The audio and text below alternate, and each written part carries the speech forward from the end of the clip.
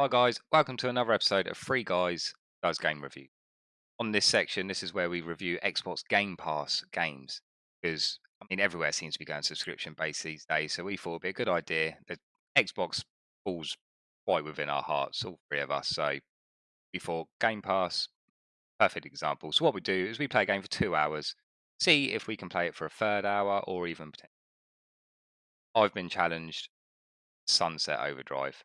Now, I read a little bit up about this game. I was quite excited from the producers. Like in the early days, they made Spyro, Ratchet, and I was just like, wow, brilliant. This should be good. Took inspiration from Tony Hawk's Prince of Persia. Great games, great games. So, without further ado, go. So, Sunset Overdrive, produced from Insomniac Games. As I just said, they've smashed out some great games in the past, so I was actually quite looking forward.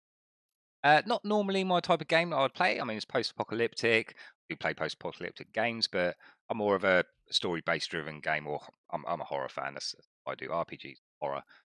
So I thought I was quite looking forward to trying something new, and I feel that's the whole point of the Game Pass. You got pay a monthly subscription, you get all these games, just perfect opportunity to try something you wouldn't buy. So it begins with like customization, your character, and you can tell straight away they don't want to take themselves seriously with this.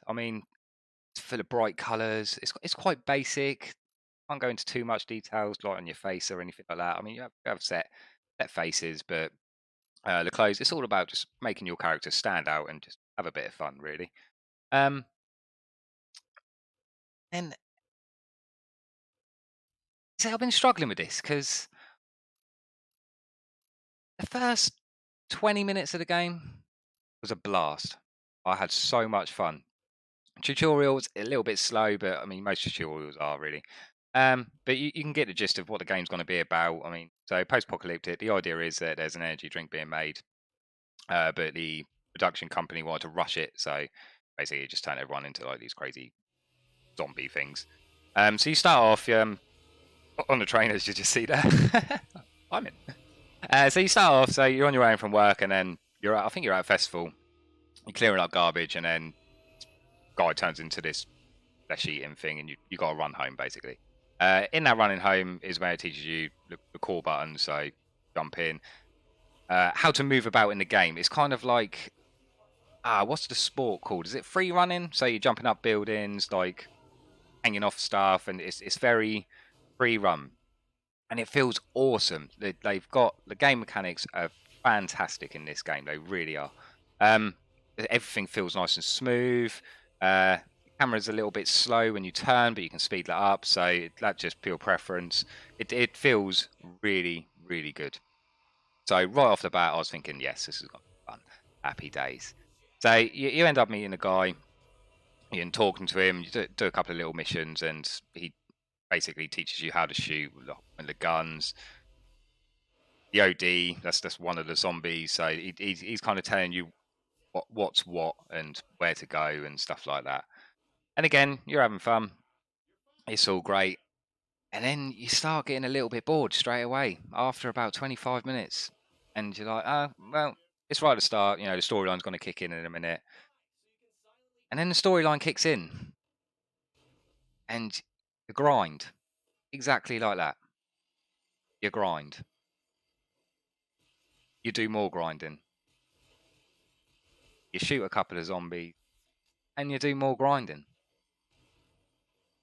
That is basically this whole game from my first 2 hour experience.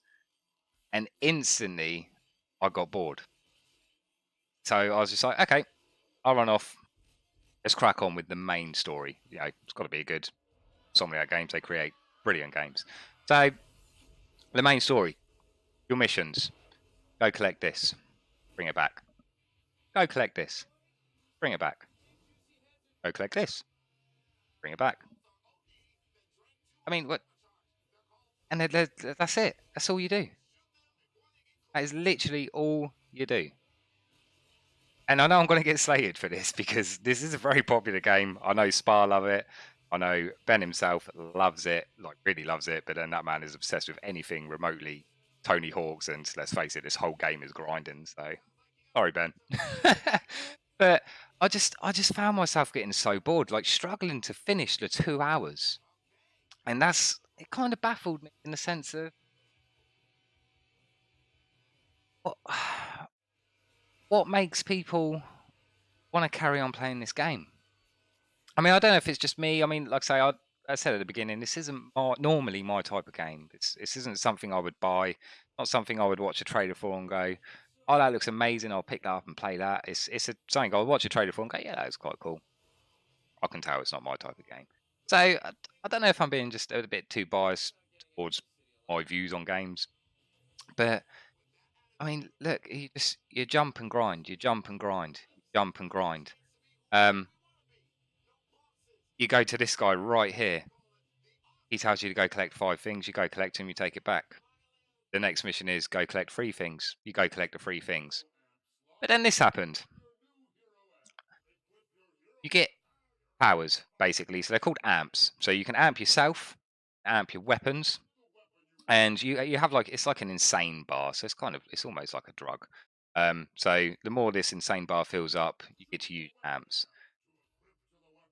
And I was just like, oh, this is cool. I was reading them. Get like a ball of like electrically, so you see it yourself turns into a ball of electric. You roll around exactly like that, and I was just like, yeah, this is all right. It's going to kick in now. This is brilliant. Yeah, this gets very boring after 2 minutes. It really does. I mean, I could be wrong, guys. I mean, if you really got into this game and played it for a lot longer than 2 hours, I mean, the further amps that you unlock, they could be awesome. They could change the whole game and just make it really, really cool. But you'd think that the first couple of amps you get to try them out would be a bit more better than turning into a blue ball and just rolling through enemies. Really, yeah. Amp on your gun says it was active. I didn't notice anything. Every now and then it turned a zombie blue. That's literally all it did. It didn't like do a crazy explode or anything like that. It just turned an enemy blue. Didn't get any extra points. I just didn't notice anything. Oh, and it's just such a shame because like say the first 20 minutes when you learning the buttons, I was just like, I was really looking forward to playing this game, and really, really looking forward actually. To the point where I did actually pause it just to go put the kettle on quick and bring a cuppa in because I was expecting to play it for a lot longer than 2 hours. And I said to the girlfriend, yeah, this is actually really fun. I love it. And she was so shocked when I come out 2 hours later, and I was like, oh, that was so boring. So, I mean, overall, I mean, so we're giving these games a rating. For me, at the start, 8 out of 10. It was really fun, felt nice and smooth. The mechanics of the game, you can't flaw them. They're brilliant. But after 25 minutes, it dropped down to a 4 out of 10. It really did, which is such a shame because it's supposed to be a fun game that you can just stick on and play. I mean, it's obvious they're not trying to press you with a crazy storyline or crazy graphics. I mean, the game looks fantastic because they're going for a comic book style look, and it does look great. They've knocked that right on the head. So like when you kill one of the big exploding enemies, like their orange blood, like you spells pop, and it's really cool. Like so, graphics wise, the game looks beautiful, really good. Loads of bright colors. Yeah, 10 out of 10 for the way that game looks. Gameplay, like the mechanics, the feel with the game, 10 out of 10. Feels great. The storyline doesn't hold you in, but then did they focus on a storyline? I'm not quite sure. But the repetitiveness of what you have to do in this game is just too much. It really is. They could have done those. And like I said, I could be wrong.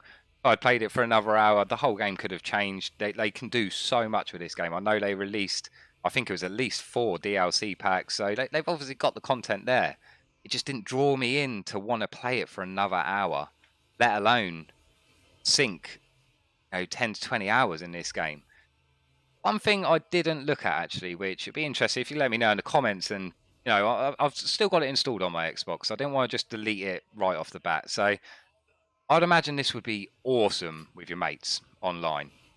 I didn't even look if there was a multiplayer because I was just focused on cracking this review out really. So just getting into the game itself.